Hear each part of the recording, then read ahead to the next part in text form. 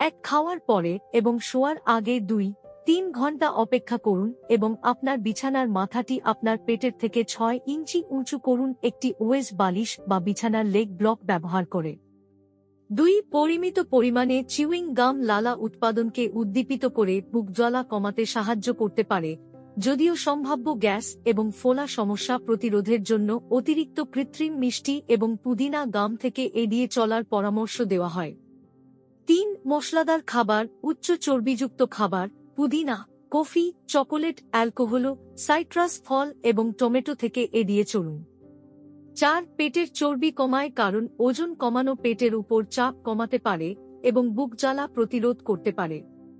5. ধূমপান এবং তামাক ত্যাগ করুন কারণ সিগারেটের রাসায়নিকগুলি নিম্ন খাদ্যনালী স্ফিংক্টারকে দুর্বল করে দেয়, যার ফলে অ্যাসিড রিফ্লাক্স হয়।